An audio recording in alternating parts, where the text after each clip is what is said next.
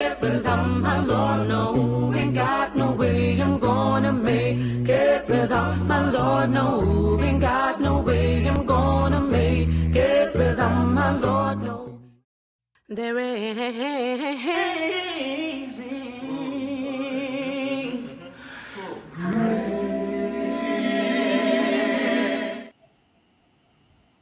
Hey, and welcome to this edition of Breaking Out of Depression. It feels so really good and wonderful and indeed blessed to be back live on the LBW Radio Network together with all our special supporters, people who have been praying for us, friends, well wishers, our production team, our management team, everyone that has made this episode and this show, this broadcast a possibility. We are in the second half of the second edition of breaking out of depression, and I thank you for your patience for the last two episodes. I know that there would have been a rerun of Dr. Kelly Bonhoff and Marcus Aurelius, both of them experts in their own fields with their personal experience as well. And it would have been very valuable content and information that we would have repeated for you while I took some time out to recharge, re energize, and to come back again to you guys so that we can continue building this community and developing with each other on breaking out of depression. So, without further ado, let's just go to God in a word of prayer and thanksgiving at this time. Merciful God and Heavenly Father, we humbly come before you and we give you thanks for life spared, health, and strength, the ability that we have to live and move and have our being.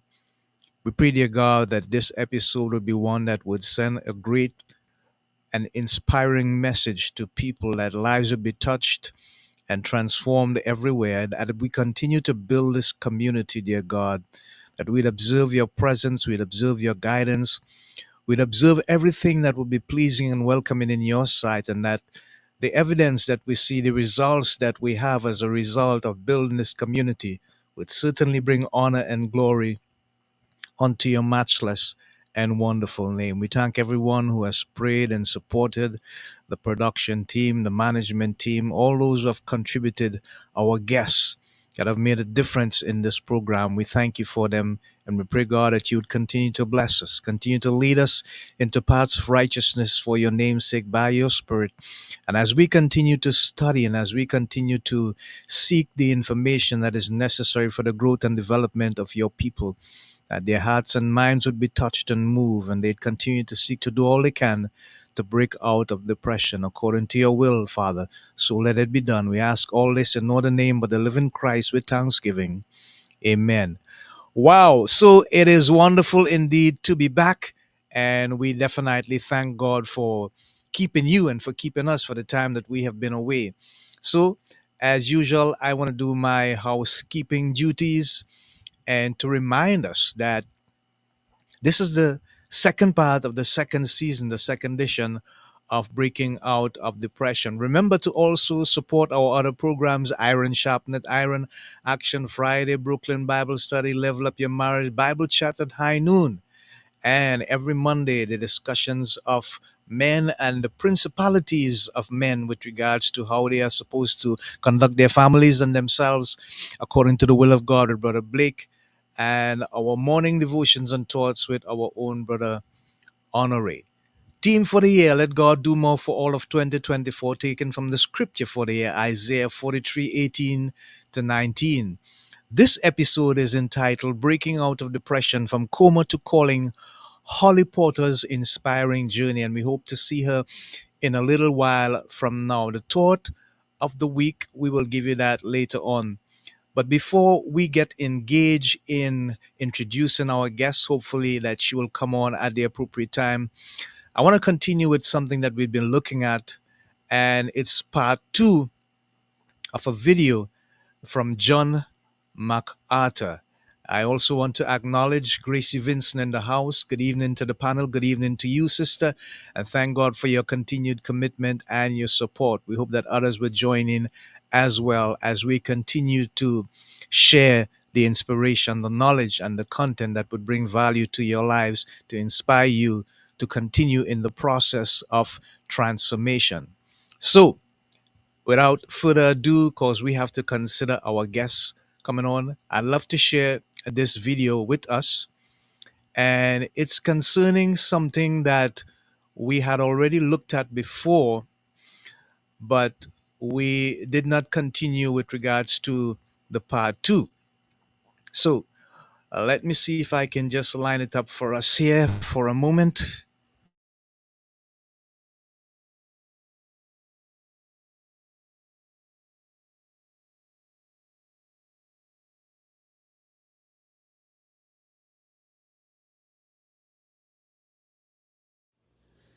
Was grace that taught my heart to fear, and grace my fears relieved. Oh, how precious did that grace appear the hour I first believed. When we've been there 10,000 years, bright shining as the sun, we've no less days to sing God's praise than when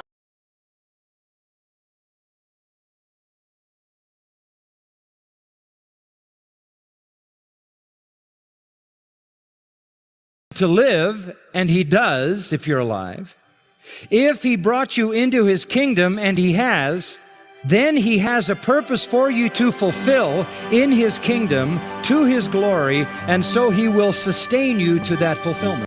We're going to look now at Luke chapter 12, verses 22 to 34. Luke 12, 22 to 34. This portion of Scripture contains some things that you're going to find familiar to you. And that's because much of what Jesus says here in Judea, months before His death, He said also in Galilee, long before this, in what we know as the Sermon on the Mount. In fact, the passage in Luke 12, 22 to 34 is a direct parallel to Matthew 6, about verse 19 on down to the end of the chapter, verse 34. So you'll find a very, very close parallel to that text in Matthew chapter 6, which you can compare on your own. We're not going to bounce back and forth. This then is sort of at the heart of Jesus' familiar teaching, which He no doubt not only had recorded in two places in the Scripture, but no doubt preached on many occasions in many different places. The key to understanding the passage before us, which you will find familiar to you, things like be not anxious for your life, consider the ravens, consider the lilies, seek the kingdom, and these things will be added to you. Where your treasure is, your heart will be also. Those are familiar things, but as we pull the passage together, the thing that ties it all up is a statement that Jesus makes 3 times essentially. Verse 22, do not be anxious. And then verse 29, do not keep worrying. And then verse 32, do not be afraid. And so I've entitled this passage, Worry-Free Living, or Anxiety-Free Living, or Stress-Free Living. I understand why the world is stressed out. I understand why people are anxious. I understand why they worry. I understand why they have panic attacks. It's frightening to be dangling in this inexplicable universe and feeling all alone and not being able to figure out why you're even here and where you're going. I understand there's a certain cosmic fear. I understand why people take drugs and drink and go on eating binges and shopping binges and wild adventures and all kinds of things to fill their minds with other thoughts. We are living in an anxiety-ridden culture. And the amazing thing about it is, this is the most indulged, the most lavish society ever. This is the most comfortable society ever. This is the society that has the most, but it seems to be the most angst-ridden, anxious, stressed out, panicked culture ever. We have a massive medical world that exists to do nothing but help people with stress. No worry goes unnamed. No worry goes undefined. No worry goes uncatalogued. No worry goes undiagnosed. And no worry goes unmedicated. They just go unrelieved. People live with anxiety. They live with worry. They live with stress. That it's so common that we don't even talk about eliminating it. The term is to manage it. You take a course, go to a seminar, listen to a lecture, buy a tape on stress management. Like it was a baseball team. Needed a manager or a production line. When Jesus comes along and says, I'm not going to teach you how to manage your stress, I'll eliminate it. According to Ohio State University, the goal of any treatment is to make anxiety a manageable part of daily existence. The best the world can offer you is to manage your anxiety. Jesus offers you to eliminate it. That sound like a good deal? Get rid of it altogether? Stop it? In fact, you could basically translate verse 22, stop being anxious. Verse 29, stop worrying. And verse 32, stop being afraid. The world will offer you cognitive behavior therapy or a long list of drugs. But our compassionate God offers a far better solution, and that's the elimination of your anxiety altogether. Stop being anxious. Stop worrying. Stop being afraid. In these verses, as they unfold down all the way to verse 34, there are several points that I want to unpack for you, 6 of them. And they show that worry rises from a failure to understand something about God. First of all, let's look at the first one. Worry is a failure to understand divine priority. Worry is a failure to understand divine priority. I'm under divine priority. The simple idea is this, folks, get it, for those who are in the kingdom. If God gave you life, and He did, if He wants you to live, and He does, if you're alive, if He brought you into His kingdom, and He has, then He has a purpose for you to fulfill in His kingdom, to His glory, and so He will sustain you to that fulfillment. Okay? And if you understand the divine priority, that is that you live and exist for the purpose of God, and God will sustain your life until that purpose is fulfilled, then you don't have to worry about it.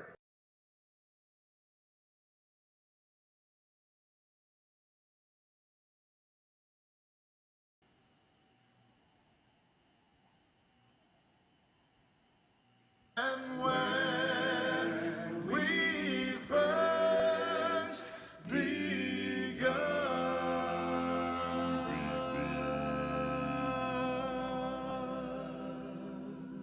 Birds. I think he picks birds because they're sort of the most fragile. They just are here and kind of gone. Short-lived for the most part, certainly the ravens or the crows. But they're a great illustration of divine provision. Do you know, every crow that's ever lived, every raven that's ever lived, God wanted to live. And for however long God wanted that bird to live, He provided its food. And if God feeds birds that only in a very modest way, in a very limited way, give Him glory, as any of His creation does, don't you think He's going to take care of making sure you can eat who have the highest and noblest capacity to give him glory? This, by the way, is also in Matthew 6:26. It's an analogy from the lesser to the greater, common in Jewish teaching. Consider the ravens, and I just think this is probably true. Anyway, Jesus is teaching in the outdoors typically, and wherever there was an agricultural society, wherever there was a field, there were crows. That's why we have such a thing as a scarecrow. And that was certainly a problem over there. By the way, there were more birds in Israel, probably still true, than any place on the planet. That is because the birds that migrate out of northern Europe, out of all of Europe, and even stretching into the Middle East and the East, if they want to migrate south in the cold winter, they have to go through Israel. It's the largest area of bird migration on the planet, because east is the desert, barren, with little or nothing, and west is the Mediterranean. That little land is the most fertile soil in the world. And it's always been a dense place for bird migration. The Israeli Air Force has lost more pilots and more planes to birds, decapitating pilots by going through the cockpit because they're flying so fast into a flock than they have in military combat. And all the planes that go in and out of Ben Gurion and Tel Aviv, where I've gone many times, are having to deal with these birds. So they've done migration studies to determine what flocks come at what period of the year and how they come and where they land. And they've relocated pools of water, et cetera, to protect the jets because the birds get in the engines, and that's obviously a problem. A massive place of bird migration, which fits the biblical scene in Ezekiel and Revelation, where after Armageddon, the carnage of the dead bodies in that part of the world is so great, it says the birds come and eat them. May indicate that during that migration season is when that event might happen. But anyway, birds were everywhere. And Jesus probably said, look at them. They don't sow and reap. You do. You're out here slaving away, plowing, putting the seed in, watering the seed, coming along through the back-breaking work of harvest. They don't do that. And they don't have a storeroom, and they don't have a barn. They're incapable, he's saying, of generating their own food supply. They are totally dependent on God. What is provided for them by the Creator is all they have. They don't have the ingenuity or the capability. They only have the capability and the instinct to pick up what's been provided for them. That doesn't mean they don't work. You ever see a bird lying on its side taking a nap? Birds are in constant motion. My dear Patricia loves birds. She really loves birds. So we have 6 or 8 bird feeders in the backyard.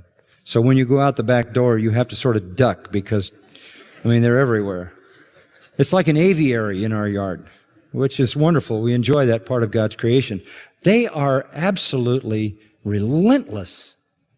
They fight each other at those little bird feeders. And when they knock seed to the ground, they fight each other on the ground. They chase each other around. They yak at each other to get those seeds. And when those things are empty, they're gone, aren't they, honey? They're gone. Then we don't see them. And then she fills them all up, or I fill them all up. And I don't know how the word gets out, but somebody goes, and they're all back. And it's like dozens and dozens of them. And we're not talking about the fact that you don't work. And it's not to say that because God provides for us, we don't work. He's provided the resources for us. He's provided the capability for us to work and to gain those things. And if we're in a situation where even at our best efforts, we can't provide enough, God will find a way to take care of us, to sustain us, right? They work. And we work. But it's God who providentially provides. Job 38:41 says, "Who prepares for the raven its nourishment? When its young cry to God and wander about without food?" The answer is the Almighty does. The Almighty does. And the psalmist emphasizes this. Psalm 104 there's 2 verses there. Verse 25. "There is the sea great and broad, in which are swarms without number, animals both small and great." Verse 27, "They all wait for thee to give them their food in due season." If God didn't provide, if God hadn't designed that food chain, they wouldn't survive. Well, God wants them to survive. God made them for His own glory. And I often think about that when it comes to the sea. Most of what goes on in the sea, nobody ever sees. It's just for the sheer pleasure of God. In Psalm 145, verse 15, the eyes of all look to thee, and thou dost give them their food in due time. Thou dost open thy hand, thou dost satisfy the desire of every living thing. Psalm 147, 9 says, he gives to the beast its food and to the young ravens which cry. Rabbi Simeon said, in my life I've never seen a stag as a dryer of figs. I've never seen a lion as a porter. I've never seen a fox as a merchant. Yet they're all nourished without worry. If they who are created to serve me are nourished, how much more ought I, who am created to serve my Maker, to be nourished? And that's really the point, isn't it? God feeds them, verse 24. God feeds them. God has a purpose for their existence. There is a manifest honor that comes to Him. There is a glory that comes to Him. There is a delight that comes to Him. And so God feeds them. It is the same provision that He makes for them that He makes for us. And look at the end of verse 24. How much more valuable you are than the birds. If He sees to it that the birds have food, don't you think He'll see to it that you do? Well, you don't need to spend your life worrying about whether you're going to have enough. Whether you're going to have enough now. Whether you're going to have enough when you retire. Whether you're going to have enough in the future. Your God promises to sustain you to the end of His purpose. And by the way, when that comes, you want to leave anyway, right? Thomas Watson said, this life is like an inn. You spend a couple of nights there, but you never forget where your home is.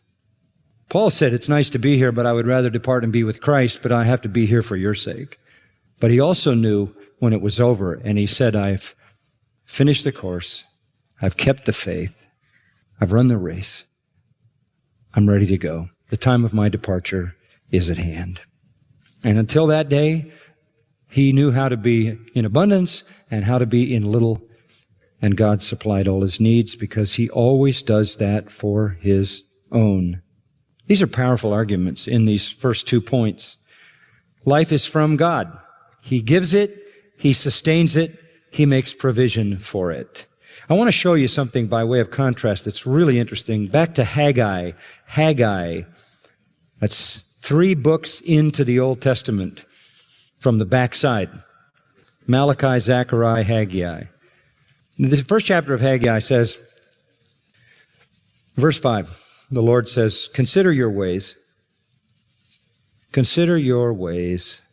You have sown much, but harvest little. You eat, but there's not enough to be satisfied. You drink, but there's not enough to become drunk. You put on clothing, but no one is warm enough.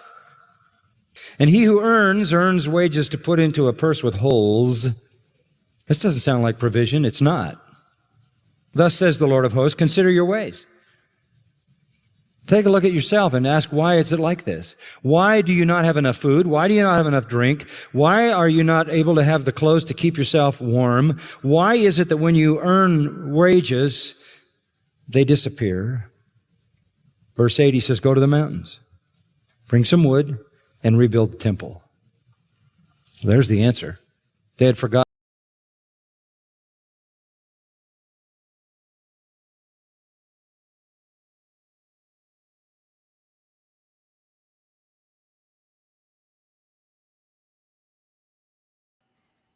Our guest, as she is standing in the background. Thank you very much for your patience as we deal with the challenges of the technology that comes from time to time. So I'm going to, without further ado, introduce our guest, Holly Porter, and I will tell you a bit about her before we actually introduce her live on Breaking Out of Depression. So, Holly Porter is an international speaker and creator of 11 startup companies, and she stands as a beacon of resilience. She's a 13-time best-selling author, seasoned philanthropist, and true survivor. Her remarkable journey includes a 70-day battle with COVID-19. Emerging from this challenging experience with unwavering determination, Holly is not just a speaker, but a living testament to the power of resilience. Passionate about wellness, she goes beyond her achievements in the business world. Holly leads a non-debt profit dedicated to aiding the long COVID community, showcasing her commitment to making a positive impact on people's lives. So, without further ado, let's introduce and welcome our guests, Holly Porter, live on Breaking Out of Depression.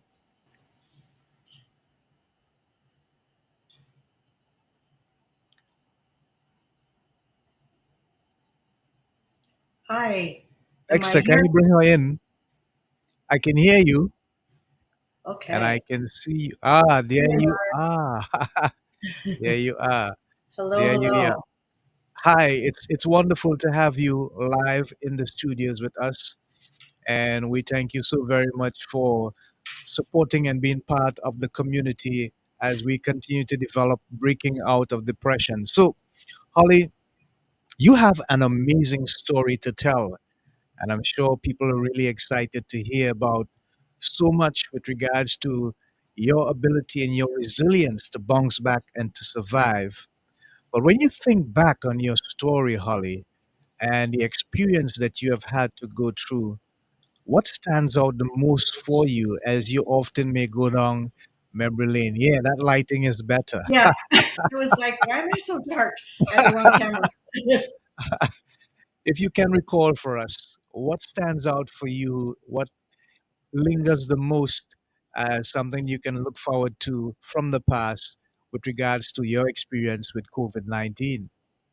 Oh, wow. Well, I have a lot of things that stood out, but I think just having that resilience that I was saved.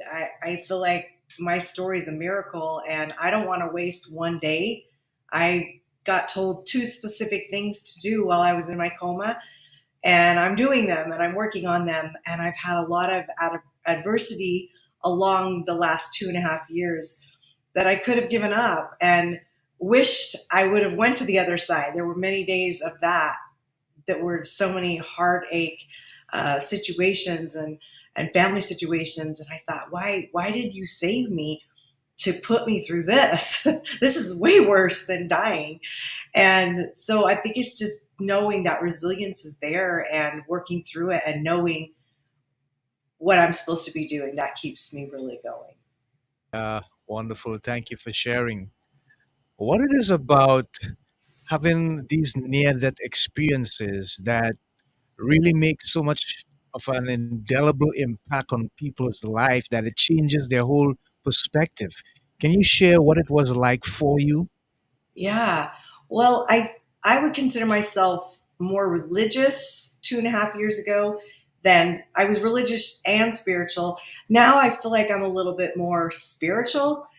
When you go to a place that is so different from here, that is so hard to describe, that is perfect and everything is alive and there's no pain and the energy is just such a different place.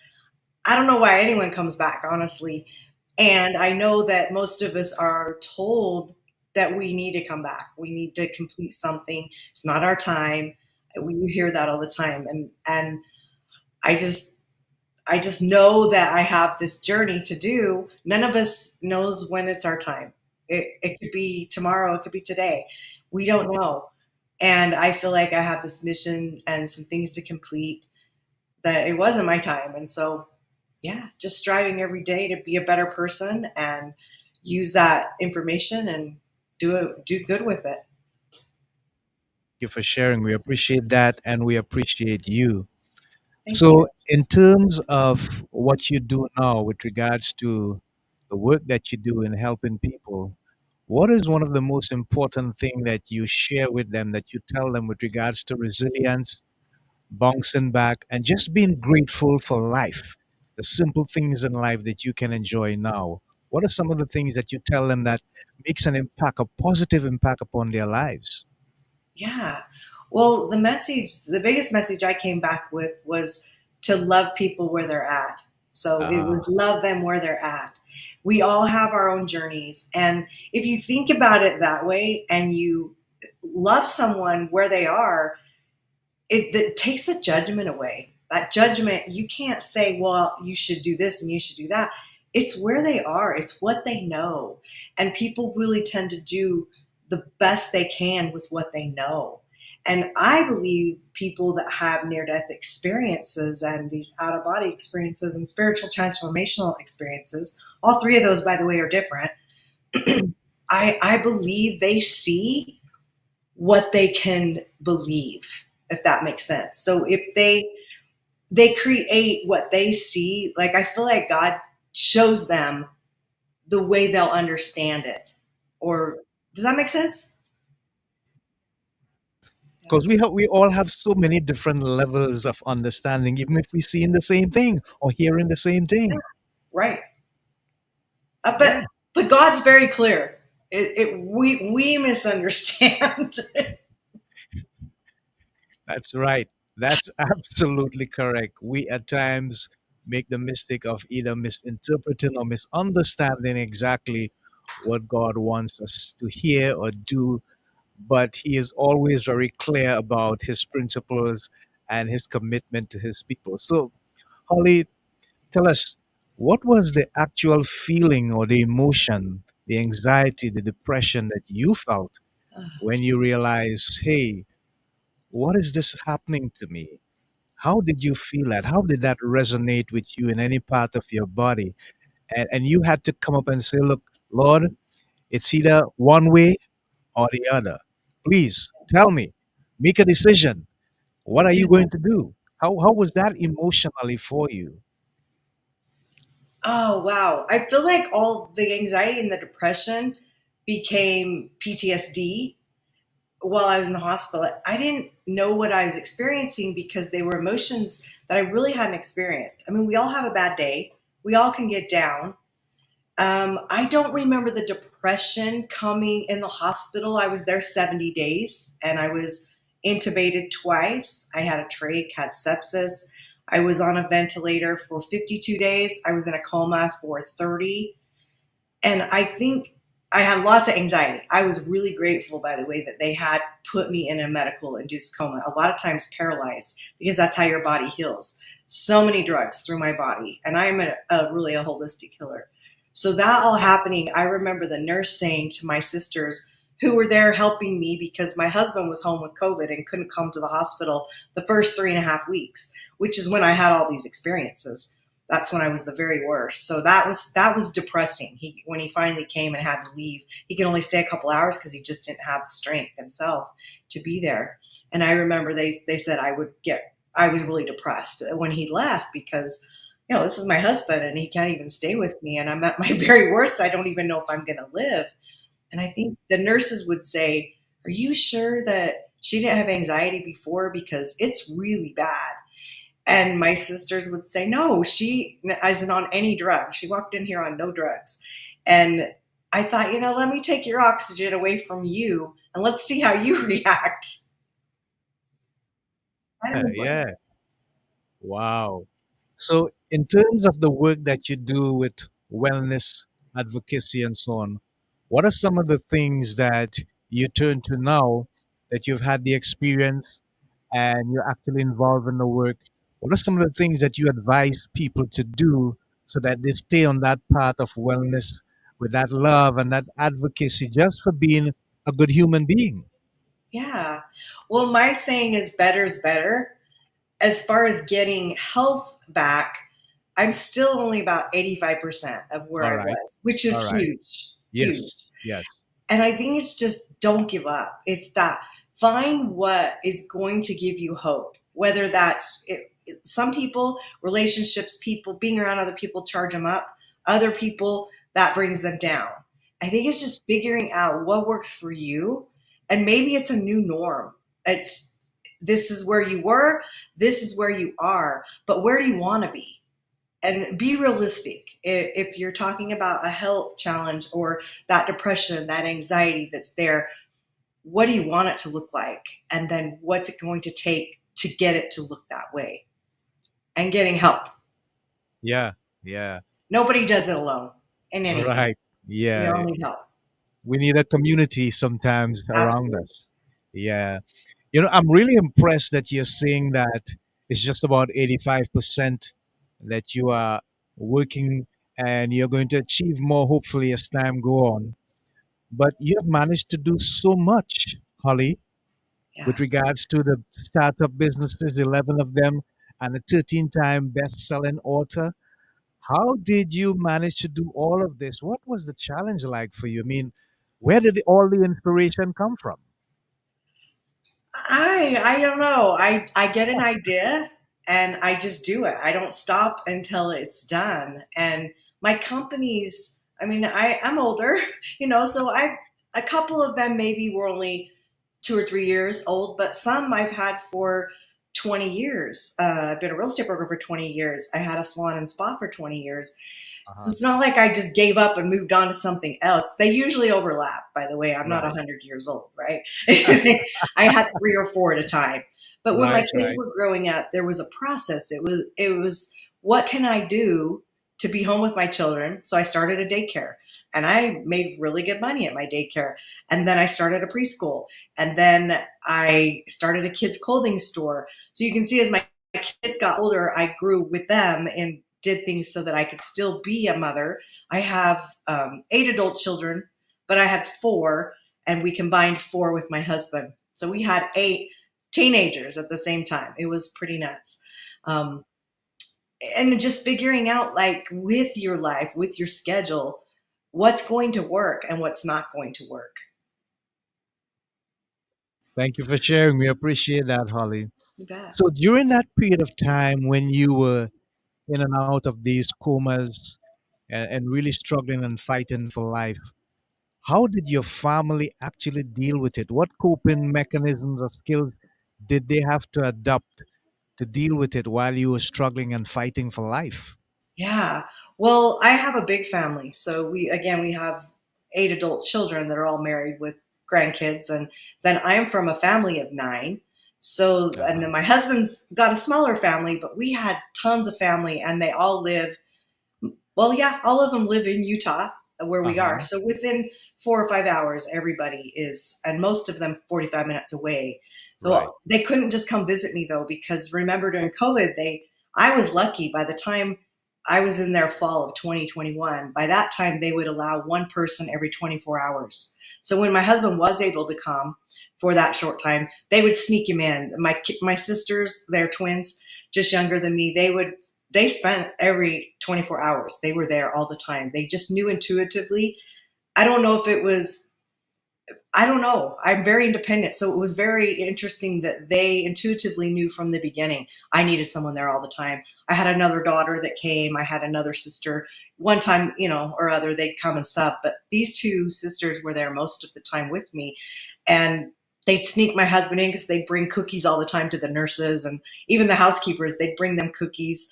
And everybody loved my room. They loved coming in there because they just said there was good energy in there, and they would play music, and they just took good care of me.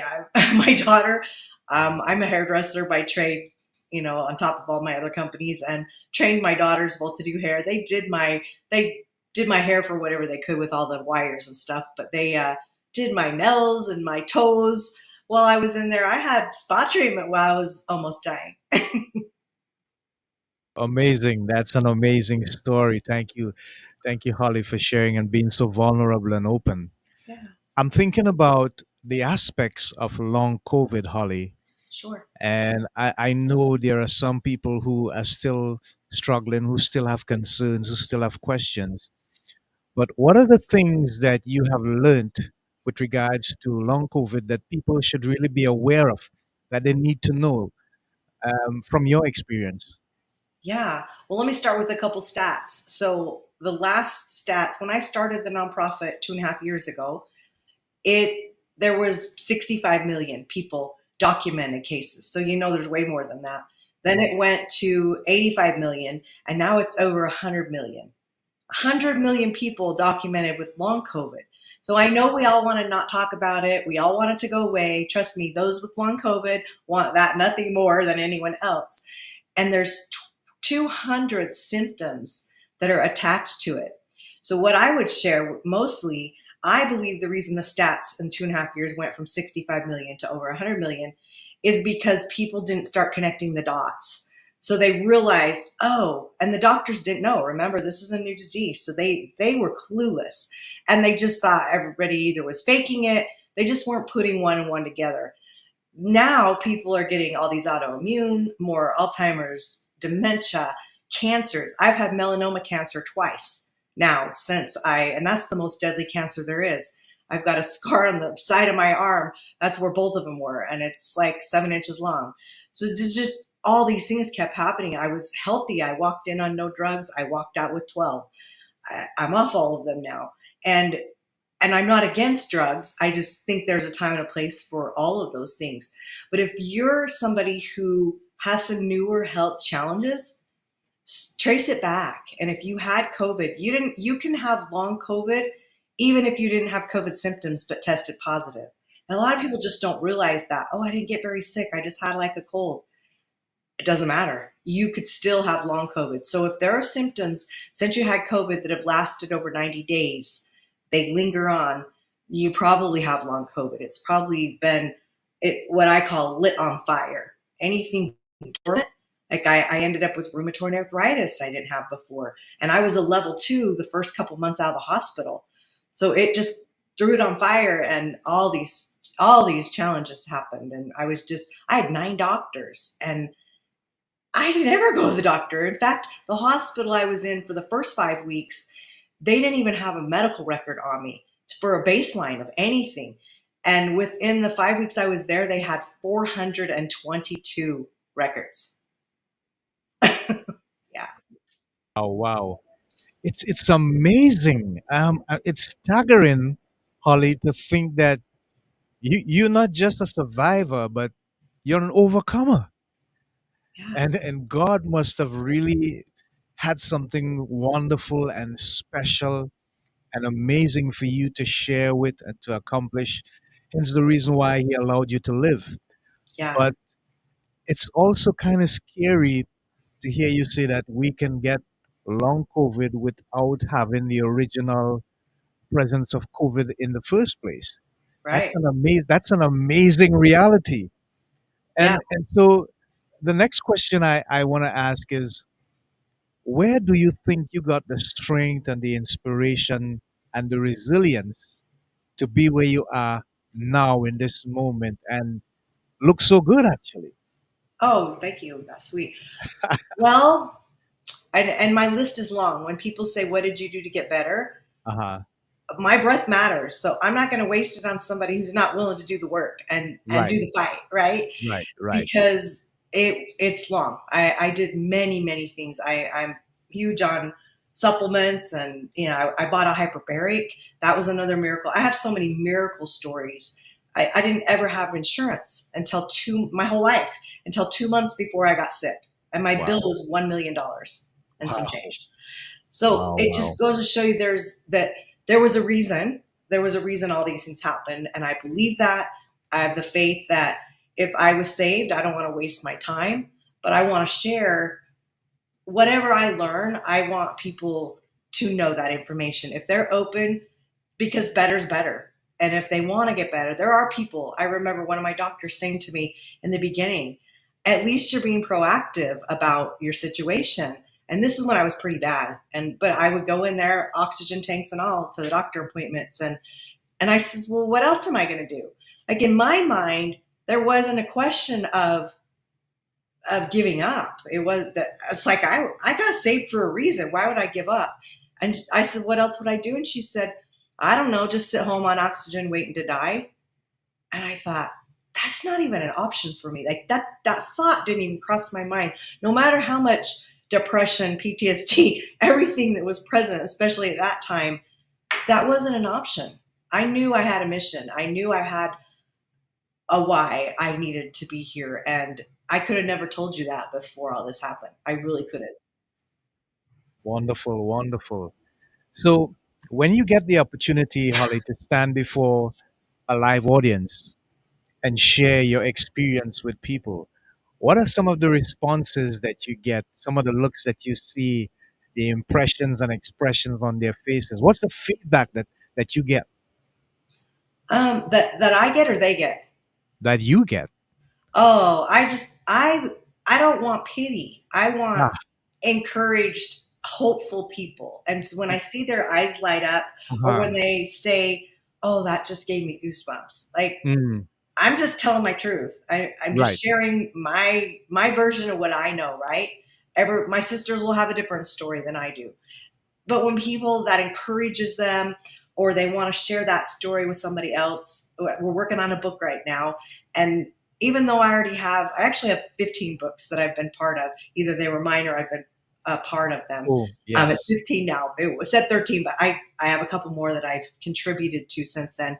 But this one is the one that I want to be a mover and a shaker on people. I want it to be something that they say, I'm buying all my friends a copy of this book for Christmas. And it's not about the money, because I never wrote any of my books for money. And believe me, they're not money makers.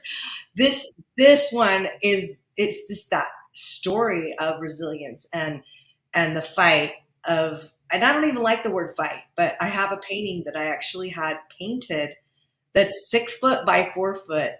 It's huge. Of my spiritual transformational experience. I had it painted because it just meant so much to me. And it's called fight, because those were the words that when I was praying, if I'm not going to get better, this sucks. Get me out of here. Let's go. One way or another.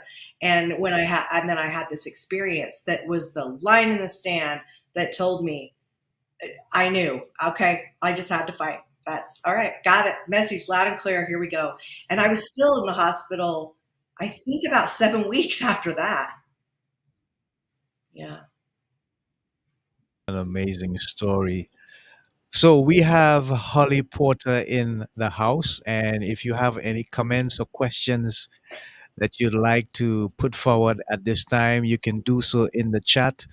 This is one of the most amazing stories that we've had the privilege and the opportunity to share with you on this program, Breaking Out of Depression. And we really thank her for being so forthcoming with the information that she has shared thus far. I want to give Holly a little time to relax while I do the thought for the week. So I don't know if our producer could put it up there, the thought for the week. Okay, so the thought of the week, or the thought for the week, any way you want to put it, it simply goes as this: the cost of all hope lies in the engagement of our existence to God's unchanging hands. I will repeat that. The cost of all hope lies in the engagement of our existence to God's unchanging hands. And I feel it is so apt and appropriate that we have Holly here, who has placed her future and her life in those moments in the hands of God. And He has remained consistently blessing her and keeping her to share this amazing message and story, especially of resilience, with the people whose lives she's been so blessed and fortunate to touch. So, as we continue, Holly, thank you, Dexter, for the thought of the week. What does the future look like for Holly Porter, including the book that you are going to write or do with regards to resilience? What other things you have in the making for the future, other works? I know that you are an amazing entrepreneur, but are there other things that you'd love to accomplish or achieve as Holly Porter? Yeah. Well, the biggest things that I feel like is my calling right now, the nonprofit is there. It's Yeah. up and going. Um, the software company, so I've had these companies that I've done, but I've never had a tech company. And I feel like Ah, that was a gift from God to get the idea in the first place. And then I sat on it for a couple years. And then the concept was there just before I got sick. I was going to partner with a company that had a billionaire backing them. And the fact the day I found out I had COVID, I was pitching them. And then we know the rest of the story. But during that week before I went into the hospital when I was sick, I knew they wanted it. But that was one of the things that God told me was don't partner with them. That wasn't for the highest and best use of this. So for me, the software company is my end game. I'm building it, scaling it, selling it, because I have so many philanthropy projects I want to do. And it takes money. If you want to do good things in the world, it takes money, unfortunately. Yeah. So, Holly, how much of an inspiration, and maybe this is just an obvious kind of situation, do you have on the people that you work with in your companies, the people that you meet with day to day, and they knowing your story and making a comparison in their minds to where you were at that time to where you're actually now? And as I'm seeing, looking so blessed, how much of that is rubbing off on the people that work with you almost on a daily basis? Well, I hope it is. I mean, I pray that I can be an inspiration and give people hope. That makes it lights me up because honestly, my top three values are relationships, Hmm. community, Yeah, and integrity. And so if I right. can have all those three things put together and build a community with integrity, but those relationships to me are everlasting. And I feel like people come in your life for a reason and a season. And there's people that I still talk to that went through the whole journey with me and they're still with me. And there's other people that have fallen off and I don't talk to very much. And those people can they're not always your family. Sometimes your families are the ones that don't have your back. And you find out when you go through challenging times and you're faced against adversity, you find out who's really going to be there for you. And those people that are, you hang on tight to them. You take care of them. You be a good friend to them. You love them where they're at. Even if they're not, if those others don't have your back, you love them where they're at.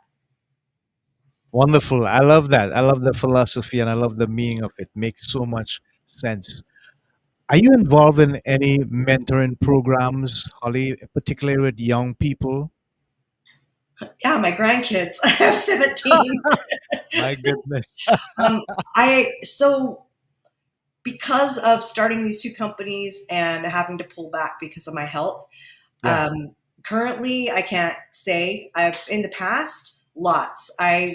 I had a fundraising company, so we dealt with youth all the time. I was over 1,400 soccer kids, and Wow. I was also Rotary International member for 14 years. I was their second woman president in that organization, and we did a lot of youth groups. I helped charter a veterans park, and we had the youth involved in that because we chartered two high schools and two college youth groups for Rotary. And Rotary is an international organization that's all about service. Their motto is service above self. And so when I joined that, it wasn't for my business.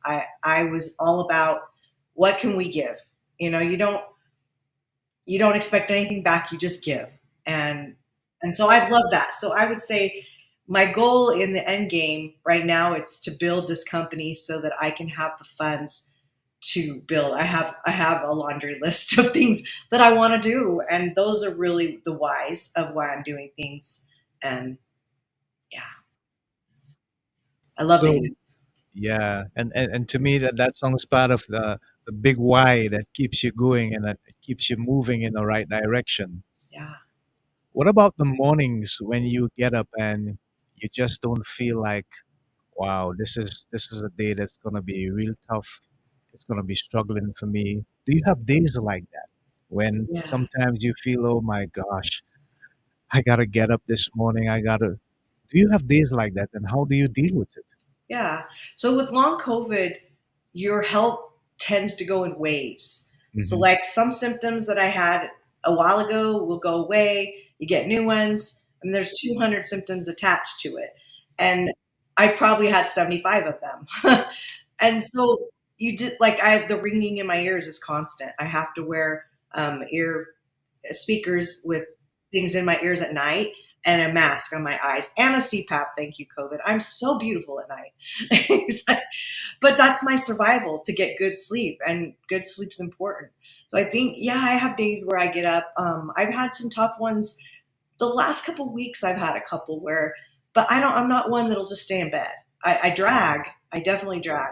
The fatigue's starting to be less all the time from the long COVID, which is I'm grateful for because that's kind of what throws you down is that when you just don't have the energy that you used to. So I'm getting that back. But the depression, yeah, I've had setbacks on the software company and some naysayers that I haven't had before. And it's just figuring out, okay, that's just one person's opinion. It's different if everybody's telling you the same thing. But it's just figuring out, you get to a fork in the road and you have a choice to make. And which way are you going to go? Over to your right is the end game and the success that you're working so hard for. And if you take the left, it's dark and dreary, and you're going to have a lot more adversity. So which one do you want to choose? Sharing, Holly. You know, in terms of the work that you're doing and the stuff that you have had to make some changes or some sacrifice for, what about the aspect of exercise and diet? Is that incorporated as well in the things that you have to do to maintain good health? Absolutely. So I'm a pretty healthy eater. I mean, we Uh-huh. all get off the bat wagon. I do like to be off sugar. That seems to be a big Right. culprit of how you feel. And Yeah. if you have autoimmune, I know it's tough, but if you're listening and you have some autoimmune issues, really, if you look at your diet, I just took sugar out again. This is my third week. And I can tell I just feel better. I never really had gut issues. I always said I had a stomach of steel. And this last year, that's come up. That's been a new symptom. And my gut has just been a mess. And my doctor said, well, it's probably from all the drugs they gave you. It just runs havoc, antibiotics, things like that, run havoc on your gut. So I'm working on that now. The hormonal issues it throws off. I mean, everything's off. So I didn't go with a fire hose and do everything at once. I did do things in stages, because when you do too much, you're not sure what's working and what's not. Even though I say better is better, you kind of got to know, like, do I want to be on $300 a month in supplements forever? Am I going to be able to cut some of these back? And so I do a thing called muscle testing if I need it.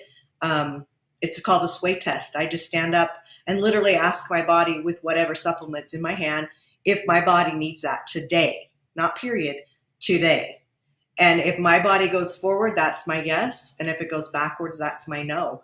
And I really just use that for my gearing, because when you have autoimmune and things, you do have to self medicate, so to speak. And I mean that with your food, with your vitamins, with your water. And so I just try to do all those things. I mean, it's a struggle every day. It's a struggle when you don't feel good. And when you have weight that you could lose, which I have plenty I can lose, and you're eating healthy and you're doing all the things and it's not coming off, that's frustrating. And that's where depression again sits in, because I'm like, wow, I'm sacrificing so many things, not just food, so many things.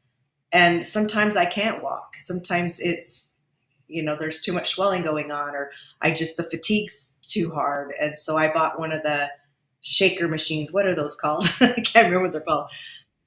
And it moves your lymphatic system around. And okay, that's a good option. When I can't go for a walk, it's burning calories. It's helping my lymphatic system. And your vagus nerve's a big one with long COVID. Yeah. It is. So, It is. Definitely. Definitely. Wow.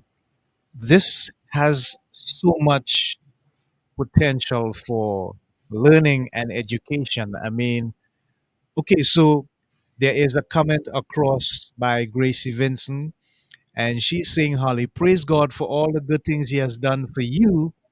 You have been through a lot. God really answer our prayers. mm, That's for you, Holly. that was sweet. When I told you about the painting, Yes. that was from my spiritual transformational experience. And Uh-huh.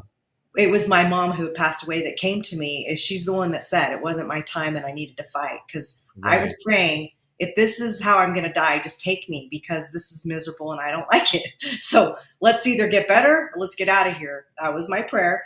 And when she told me that, I had all these people in white appear to me that had passed on. And then I had people, behind every time they just started chanting, fight, fight, fight. And there were so many people that I didn't recognize that I now know were the people on those prayer lists that all these friends and family had put on, I mean, we have social media now. I had friends all over the world. So I had so many people praying for me that I knew and I didn't know. And to know that all that support was there, that gave me the hope and the truth to keep fighting, because I knew they were there for a reason and I had all that support.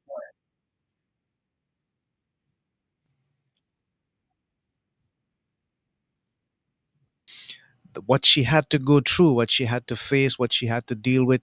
And I'm sure it's a tremendous amount of knowledge that we are gaining, a tremendous amount of inspiration that we are having, and knowing and seeing her at this point in time, realizing what she had gone through.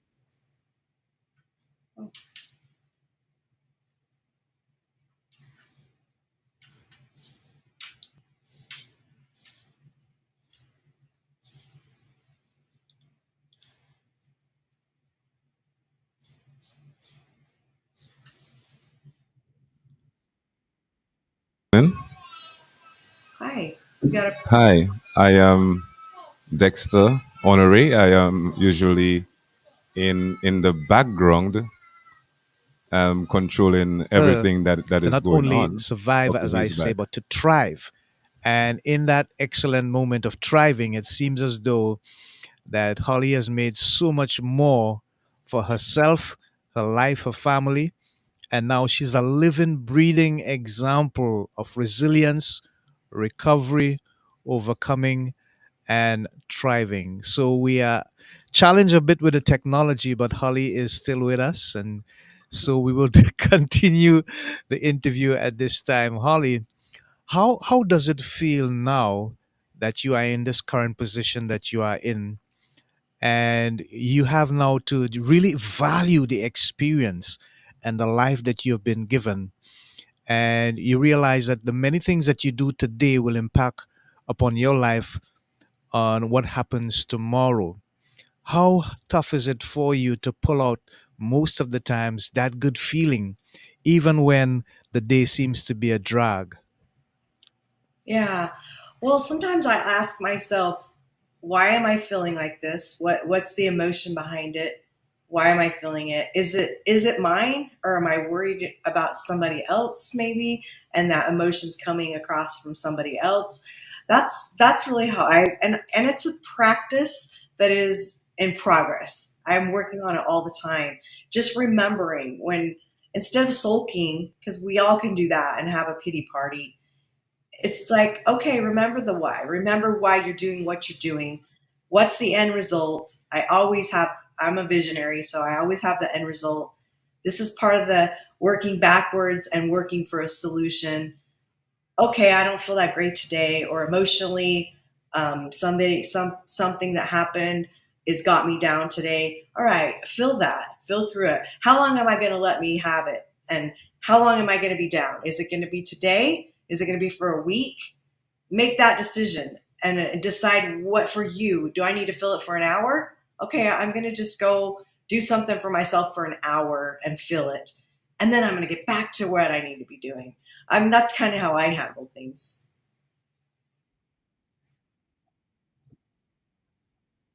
Dexter Honore on camera. Is there something you want to ask Holly or comment you want to make at this time, Dexter?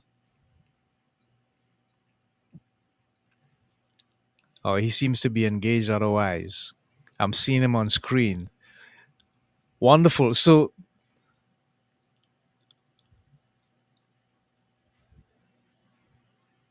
all right, I see a thumbs up. I know probably you would have wanted to ask something of Holly.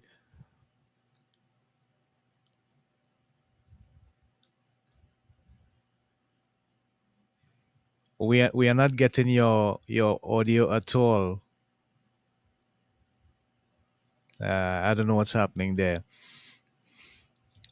Okay, maybe you can type it if you're not getting your audio. Maybe you could type it in the private chat, and she'll be willing only to respond or answer as the case might be. So, Holly, looking forward to the future, what are some of the things that you'd like to tell people with regards to taking care of themselves and being aware of the threat of certain diseases out there, the choices that they need to make so that they can insulate themselves against even the aspects of long COVID, as you've had the experience. And so you want what's best for them, best for best. Yeah. What are some of the things that you would ask them to absolutely be very aware of, be conscious of with regards to their personal health? Right. Well, I think women have gotten long COVID more than men statistically.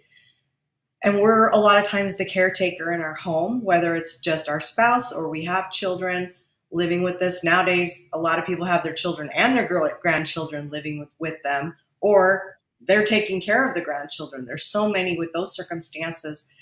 And I would just say to them that your self care has got to be on the agenda. I know if you're overwhelmed and you have to work still, a lot of people couldn't work that have long COVID or autoimmune type things. I think it's just finding that balance and realizing if you're not, it's the oxygen mask whole theory, right? You put it on you first before you could save anyone else. Because if you can't breathe, you're not going to be able to help anybody.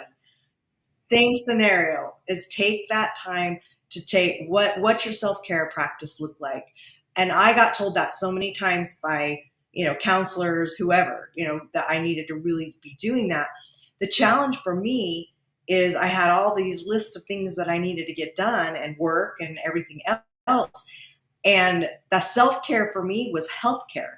That was my self-care. And they're like, that doesn't really count. I'm like, it has to, because when I was walking for 45 minutes and I was in my hyperbaric for 90 minutes, and for a while I do it every other day still because I have a lung disease from COVID. And that's an hour, what is that, 2 hours and 15 minutes for just walking and the hyperbaric.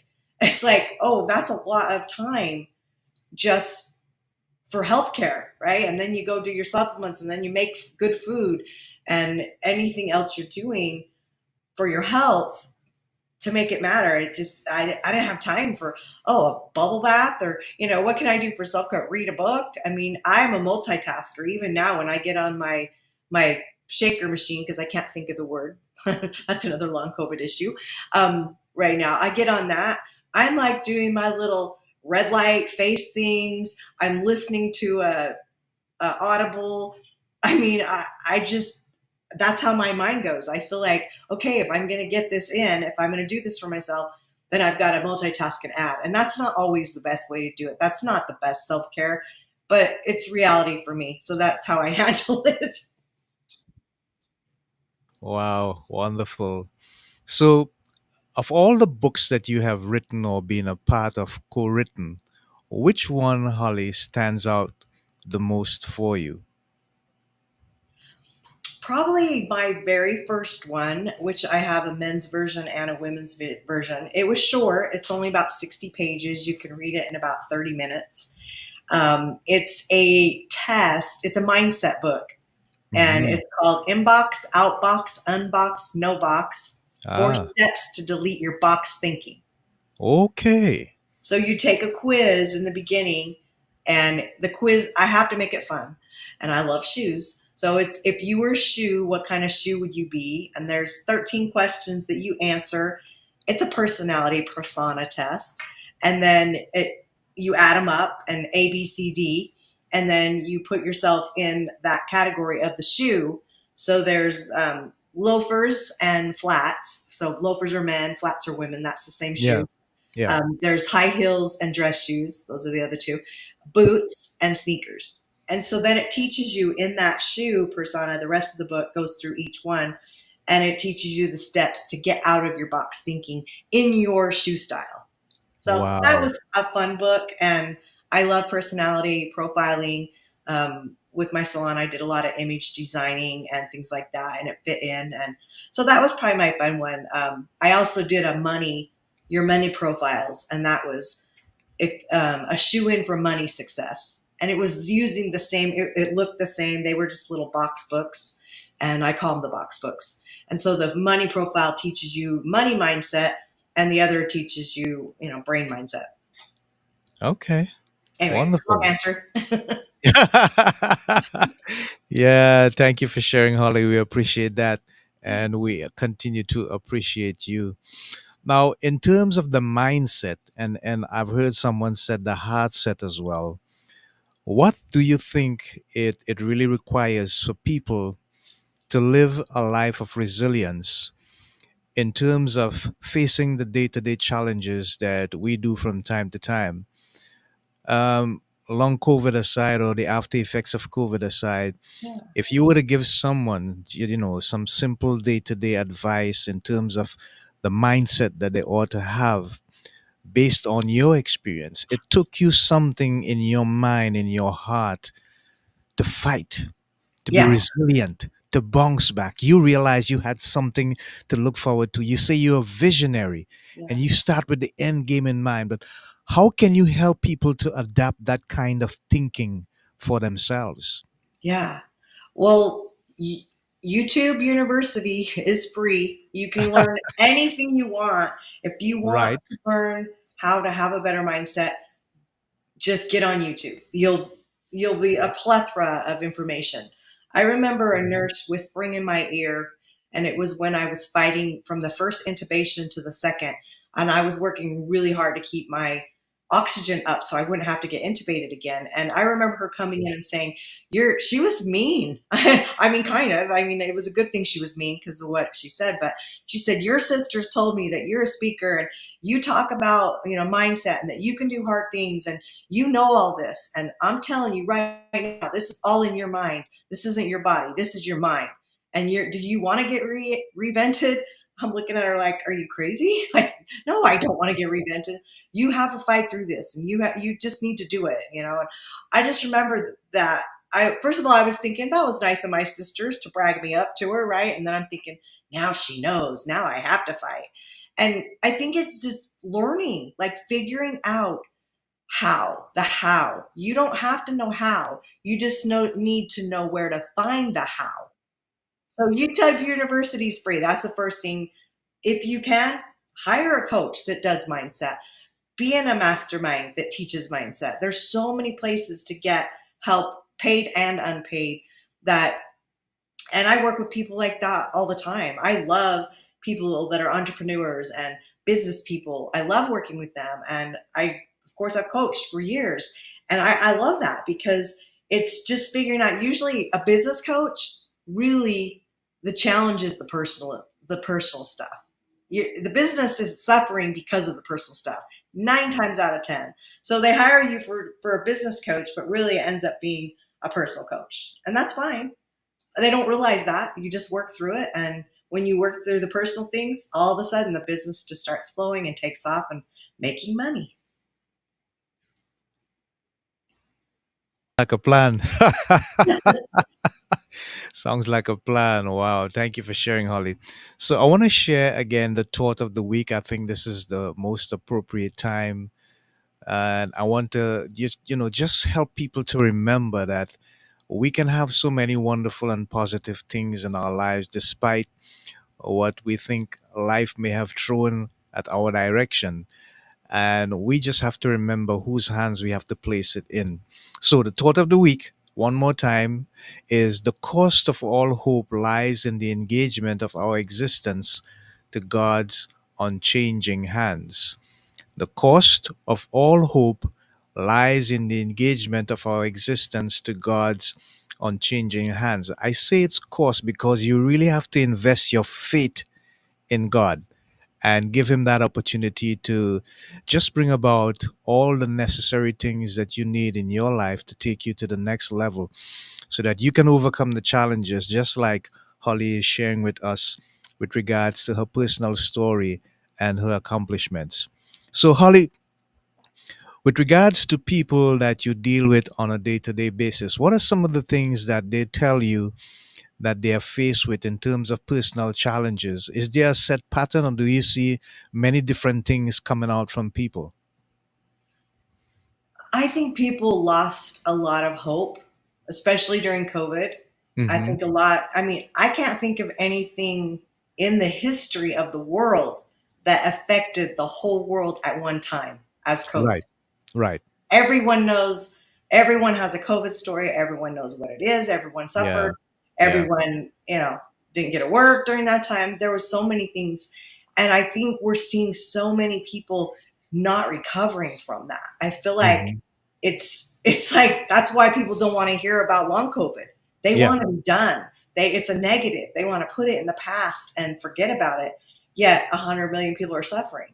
So I'm feeling that what I'm hearing and what I'm seeing, it's just that domino effect. It's like, oh, this happened, then this happened, then this happened, and they can't seem to pick them up fast enough before they're falling down and crashing. And people are just having to pivot, change what they were doing before. One thing COVID taught us is that we can work remote. And look how many people are. I think that's brilliant. More families can be together. You're not having accidents on the freeways from people traveling so much. There's so many good things also that came out of it. Let's focus on what came out of it that was good and positive than focusing on all the negative. If we live in that, that's you're just creating more of that. If you live in the positive, think of all the good things. And I would say for those people that are in that space, a gratitude practice. YouTube that. There's a free one. Go YouTube what a gratitude practice would look like and live in that space, because when you're serving someone else, you're loving on someone else, it gets you out of that icky space of your own head and the victim mentality. So I think for that. Yeah. For me, Holly, the most powerful message that I get from your experience is how amazing the Creator has made our bodies and our minds, that we can actually find within us the ability to be resilient, to thrive, to bounce back, literally come back from the dead, so to speak, Yeah. and to make better choices about life. So, how important is it for people to have a spirit of humility and a spirit of gratitude, considering all these things? I think that is a world changer. And think about it. If everyone lived in gratitude and humility, we wouldn't have the world that we have now. It would be Uh-huh. a better place for all. When people talk about world peace, that's what they want, world peace. Yeah, that's true. But Yes. what's it going to take to get that? We all have to start within, and it starts with us. I've run for political office a couple times, not my journey, by the way. Those losses for me were my biggest wins in my whole life, because Okay. my life began after that. And I think they just need to figure out, what do you want things to look like? And then the how. Wow. Yeah, wonderful. Amazing. What a story, Holly. Wow, what a story. I'm sitting here and I'm thinking that we have so much to be grateful and thankful for. And on a recent episode, I was telling someone the best things in life are free. Mm, When you get up in the morning and you see the sun rise, yeah. and it's a glorious sight and it's a glorious feeling, just getting that vitamin D. You don't pay for that. No. But what price do you put on that? I mean, can you actually pay for that? Or a lovely moonlit night, and the moon is shining in all its glory in its own way, and the stars are surrounded, and you just have to be like in awe. Wow. I mean, all of that is part of creation. But when you think about what we have to do in terms of surviving, I mean, like your medical bill was $1 million. Yeah. And I think about what is the price that we really put on our ability to live a life that is healthy, prosperous, full of joy, and meaningful. I'm not talking about the money. I'm talking about the things that we are prepared to give up, the things that we are prepared to Sure. sacrifice. So, in other words, how do we help people to realize that there's an opportunity for us to place tremendous value Yeah. just on being alive? How do we do that? Gosh, we'd be world solving big problems if I don't know how we do that. Let's see. I'm, every life is important, no matter what. And I think we just need to realize how valuable life really is and how easily it can be gone. I mean, tomorrow, like I said, we none of us know when it's our time. I'm ready. I mean, I was never afraid to die, ever. I thought I got young. I still might. We don't know, right? And yeah, I think it's just living every moment and having that humility, like you said, to know there's always something bigger and better for us. There's a plan. And when you're down and you feel like you're not worth anything to anybody and you feel like you're not enough, that's when you need to get a plan beforehand. What's going to help you get out of that so that you already know? We all have down days. Like I said, how long is it going to last for you? You can predetermine that. Set your mindset. You can predetermine that.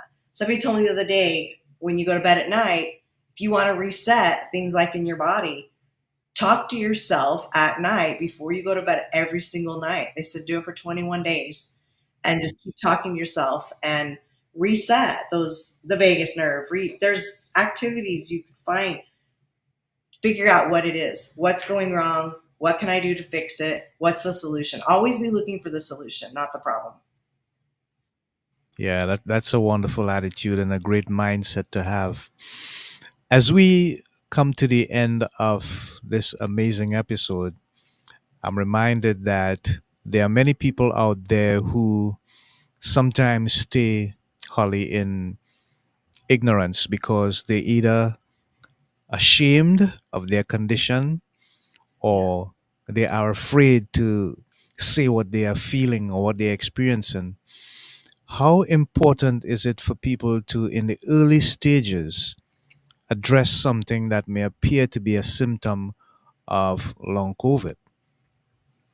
Well, first of all, trace back when the symptoms started. So I would definitely recommend somebody keeping a journal, a medical journal. I know I have someone with long COVID that even made one. It's on Amazon. It's like $12. And she made it so you can know who your doctors are, what they said. The biggest thing, I think that I made the mistake in the beginning when I went into my doctor and he gave me a life-threatening diagnosis. It was my first diagnosis, by the way, of many. And I didn't have anyone with me. So an advocate is so important to have with you, whether it's on the phone, whether it's in person, or whether you record it as a last resort. So you have the recording, because I had so much COVID fog going through. I miss words. I say things that aren't correct. It's just part of the long COVID. And sometimes it's worse than others. So for me to have to remember, especially when I was really sick in the beginning, you need that advocate. I mean, I pretty much got a death sentence from the doctor, and he just acted like it was another day. I mean, he basically turned around to me and said, we probably ought to talk about a lung transplant for you. Like, it wasn't like, hi, how are you? Oh, we've got your test back. Here's your results. I'm like, start with that. The bedside manner was horrible. By the way, I fired him after the next time I went to him. I decided that he wasn't my doctor. I'm like, no, I didn't need that. But you need that advocacy to remember, because what we think we hear and what we hear aren't always the same. So that's the biggest. Keep a journal of all your medical stuff. But if you start doing that and things start showing up, or if you remember and go back and go, oh, I had this symptom. Oh, that did happen since I got COVID. Even though I just had a little cold, it wasn't bad. Probably long COVID. No mercy. Shows no mercy. Yeah, yeah. Wow. Amazing. Amazing, amazing. So, Holly, if you had any parting words to say to people with regards to dealing with long COVID, dealing with the level of depression that could come and the level of anxiety, the PTSD, Yeah. uh, how would you express it to them in terms of your experience and now so many things that you have learned that you didn't know before? Yeah. I was always willing, I would say be open to the possibilities of anything. Look into things. It doesn't always have to be about drugs. There's other ways. I did transcranial magnetic stimulation, called TMS. I probably did it earlier, but that was for anxiety and depression. I've done counseling. So I've done all this work, and I think, but those weren't drugs. Those were natural ways. So just really, everybody has intuition. Listen to your gut, because your gut will steer you in the right direction more than anybody else. Nobody cares about your health as much as you do, or should. Yeah. Yeah, we are basically coming to the end. We just about 2.5 minutes to go. And I really want to thank Holly Porter for joining us and being so open and so vulnerable about the stuff that she has gone through. It's an amazing experience that she has been sharing with us. I have learned so much that I did not know before. And this information, you were able to get this right here on Breaking Out of Depression. I mean, you just can't pay for that. It's priceless coming from Holly, from a personal experience and all the knowledge and the information that she have now. There's something that's lurking in the back of my mind as she just spoke about alternative medicine. And I'm thinking about people who have taken drugs for certain aspects of survival. And I think about the side effects, Holly. It seems as though sometimes when they take certain medication, they have to take another set of medication because side effects crop up. But it appears to be something that is necessary because they have to continue on the original medication. So I think what you have just hinted is extremely important for people to understand that they should look at and explore all the medical possibilities that exist before settling on one and making a decision, simply for the fact that you may have to deal with certain side effects. Now, while I am not the professional, and Holly isn't claiming to be the professional either, but from her personal experience, as she just told us, it was important to always have and advocate their second or third opinion from professionals who would be able to tell us, based on our body stats and our medical history, certain things or certain drugs is better for us than others. And it does not necessarily have to be something over the counter, it could be alternative medication. So we really thank Holly Porter for joining with us and being on this episode of Breaking Out of Depression. And as we go, we want to thank all those who have supported and continue to support and be with us on this program. Gracie Vincent, thank you for your comments and your continued support. Remember, we are coming back again next Tuesday, God's willing, at 6:30 p.m. AST or Eastern Standard Time. A new guest will be on as we continue to build and develop and grow this community. As we go, we want to leave you with what we always remind you: do all that you can to continue to break out of depression. Godspeed, God bless, thank you. We love you guys. Until next time, stay safe and stay blessed for now. There ain't got no way, ain't got no way I'm gonna make it without my Lord. No, ain't got no way I'm gonna make it without my Lord. No, ain't got no way I'm gonna make it without my Lord. No, ain't got no way I'm gonna make it without my Lord. Trouble in my way, but daily hear me say, ain't got no way, ain't got no way, ain't got no way, ain't got no way. The harvest is plenty, Lord, but the workers are so few. Ain't got no way I'm gonna make